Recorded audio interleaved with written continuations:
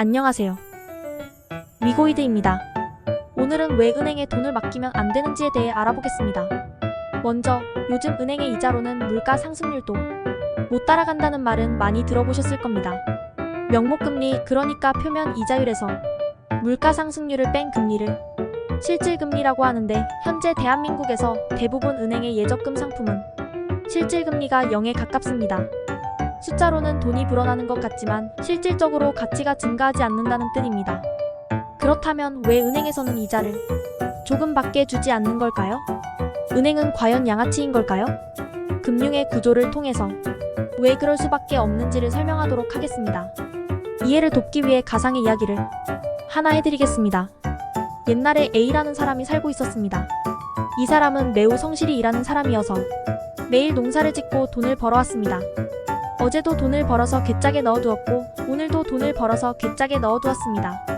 그러다 보니 괴짝이 돈으로 가득 차서 새로운 괴짝이 필요해졌습니다. 이미 방 한 칸은 돈으로 가득 차 있습니다. A는 앞으로도 계속 돈을 벌 것이기 때문에 돈을 보관하기 위해 땅도 사고 창고도 만들고 괴짝도 사넣어야 합니다. 또한 돈이 많아지다 보니 혼자서 돈을 세려면 한나절이나 걸려서 돈을 셀 때마다 사람을 써야 됩니다. 또 누군가가 돈을 뺏어갈까 두려워서 불안해서 멀리 여행을 갈 수도 없었습니다. 여기서 하나의 문제가 발생합니다. 돈을 보관하기 위해 계속 비용이 발생한다는 점입니다. 자본주의는 항상 사람의 니즈를 해결해주면서 부가가치를 창출하는 쪽으로 발전해왔습니다. 옆에서 A의 고민을 보고 있던 B라는 사람이 다가왔습니다. 스스로 돈을 보관하는 게 어렵고 비용이 많이 드는 것 같으니 그 비용의 일부만 내고 자기에게 맡기는 게 어떻겠냐고 제안했습니다. A가 살펴보니 B는 자기보다 이미 넓은 땅과 집을 가지고 있고 돈을 지키기 위한 강력한 사병까지 가지고 있어서 B에게 맡기는 편이 더 안전하겠다는 생각이 들었습니다. 그렇습니다. 초기 은행은 돈을 맡기는 사람이 보관료를 주는 형식으로 생겨났습니다. 그런데 오랜 시간이 지나 보니 이상한 점이 있었습니다. A는 계속 돈을 벌어서 돈을 계속 맡기기만 했습니다. 가끔씩 돈이 필요하면 조금만 가져가서 쓰고 여전히 맡기는 돈이 더 많았습니다. B의 창고에는 놀고 있는 돈이 너무 많았습니다. 그래서 B는 또 다른 생각을 하게 됩니다. 옆집에 사는 C라는 사람이 있었는데 옷을 아주 잘 만드는 사람이었습니다. B는 C를 찾아가서 본인이 돈을 대줄 테니 가게를 얻고 재료를 사서 옷을 만들어서 팔아보라는 제안을 했습니다. 1억이라는 돈을 대주고 장사를 해보니 1000만 원이 벌렸습니다.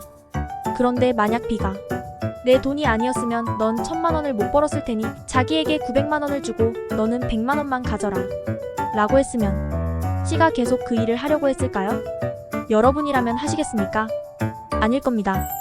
행동경제학에서 나오는 내용이기도 하지만 사람의 의사결정은 완전히 합리적이거나 완벽하게 이성적이지 않습니다.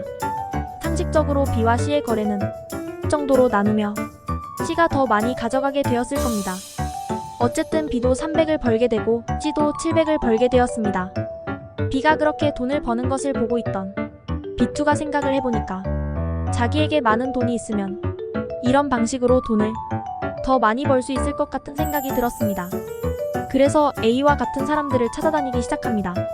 그러면서 보관료를 받지 않고 공짜로 보관을 해주겠다고 하니 더 많은 사람들이 B2에게 돈을 맡기기 시작합니다.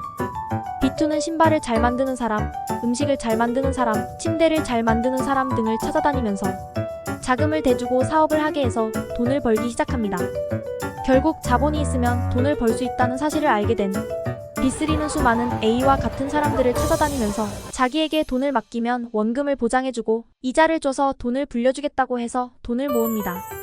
B3는 구두를 잘 만드는 사람, 운동화를 잘 만드는 사람, 햄버거를 잘 만드는 사람, 피자를 잘 만드는 사람, 옷을 잘 만드는 사람 등을 찾아다니면서 자금을 대주고 그 대가를 받아서 돈을 벌기 시작합니다. B3가 A에게 줄 돈은 앞서 C가 B에게 줬던 300만 원 중에 일부가 됩니다. 그런데 B3가 A에게 얼마를 줬을까요? 300만 원 중에서 아마도 30만 원, 아니면 50만 원, 어쩌면 100만 원일지도 모르지만 절대 150만 원은 넘지 못합니다. 만약 300만 원 중에서 150만 원 이상을 주는 B가 존재한다면 B3는 그냥 자기가 가진 돈을 전부 그 사람에게 맡겨버릴 것이기 때문입니다. 이제 금융의 구조가 보이시나요? A는 예금자들입니다. B는 은행입니다. C는 사업자들입니다. 구조적으로 C가 B들보다 많이 가져갈 수밖에 없고 B가 A들보다 많이 가져갈 수밖에 없습니다. 그리고 A와 B, C가 가져가는 것들의 평균이 물가 상승률에 수렴하게 됩니다. A가 맡긴 돈은 불어나는 것 같지만 실제로는 계속해서 가장 작은 몫을 나누어 가지면서 점점 가난해져 갑니다. A가 맡기고 찾아가지 않는 돈은 훗날 지준율의 개념이 되고 실제로 B들은 대략 10%의 자기 자본만 가지고서 90%의 타인 자본을 가지고 이익을 냅니다. 결국 그 돈의 최종 정착지는 C가 되고 가장 큰 몫을 꾸준히 가져가면서 압도적인 성장률을 기록합니다.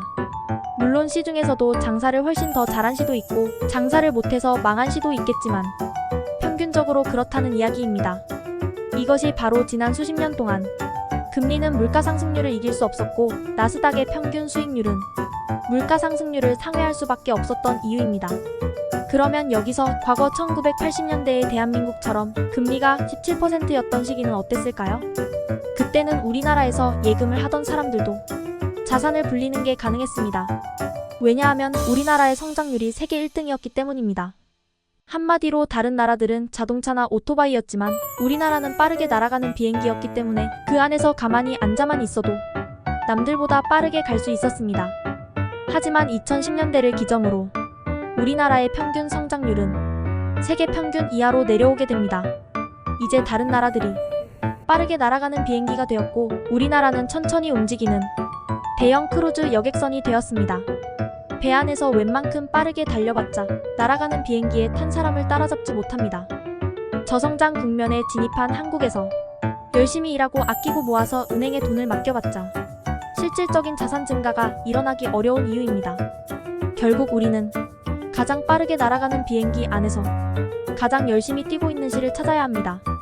바로 미국 나스닥이고 애플, 마이크로소프트, 엔비디아, 테슬라 같은 회사입니다. 한편으로 안타깝다는 생각이 많이 듭니다. 우리나라는 한강의 기적을 이뤄냈고 유례없는 성장을 기록했습니다. 빠른 시간 안에 이루어진 성과였기 때문에 부작용도 많았습니다. 바로 돈과 자본주의, 금융에 대한 낮은 이해도입니다. 과거 가장 빠르게 날아가던 비행기에 타고 있던 추억으로 아직도 많은 분들이 은행 예적금만 최고로 여기고 열심히 일해서 번 돈을 은행에 맡긴 채로 매일 손해를 보면서 살아가고 있습니다. 자녀들에게도 주식이나 투자는 위험하다며 은행이 안전하고 최고라고 교육하면서 가난을 대물림하고 있습니다. 공부를 잘하려면 공부를 잘하는 친구와 어울리며 그 친구가 어떻게 공부하고 어떤 책을 보는지 관찰해야 합니다. 돈도 마찬가지입니다. 보통 사람들은 은행을 안전하다고 생각하면서 돈이 생기면 맡기러 은행에 갑니다. 하지만 부자들은 은행을 안전하다고 생각하지 않습니다. 예금자 보호법상 5천만 원까지 밖에 보호가 되지 않거든요. 대한민국이 망하면 5천만 원도 보장을 못 받을 수도 있습니다. 그래서 부자들이 생각하는 안전자산은 가장 망하지 않을 대상에게 돈을 빌려주는 것, 즉 미국채에 투자하는 것입니다. 그들은 경기가 불확실하고 안 좋을 때 가장 안전한 달러와 미국채를 삽니다. 또는 시대가 변하고 수많은 나라가 생기고 망하는 동안에도 인류 역사상 가장 오랫동안 가치 저장 기능을 하고 있는 금 같은 것을 안전자산으로 생각합니다. 앞으로는 비트코인이 그 역할을 하게 될지도 모르겠습니다. 어쨌든 은행의 예금이 결코 안전하지는 않습니다. 부자들은 돈이 필요해지면 돈을 빌리러 은행에 갑니다. 좋은 사업이 있는데 자금이 부족할 때, 좋은 빌딩을 사고 싶은데 돈이 부족할 때 은행에 갑니다. 부자가 되기 위해서는 일단 금융에 대해서 제대로 이해하고 금융기관을 제대로 활용하는 법부터 알아야 하지 않을까요? 누군가에게는 너무 쉬운 이야기였고 누군가에게는 처음 듣는 어려운 이야기였을 것 같습니다. 다음에 더 유익한 영상으로 돌아오겠습니다. 오늘 영상도 시청해주셔서 감사합니다. 구독과 좋아요는 저에게 큰 힘이 됩니다. 응원하는 마음으로 구독과 좋아요, 댓글 꼭 부탁드립니다.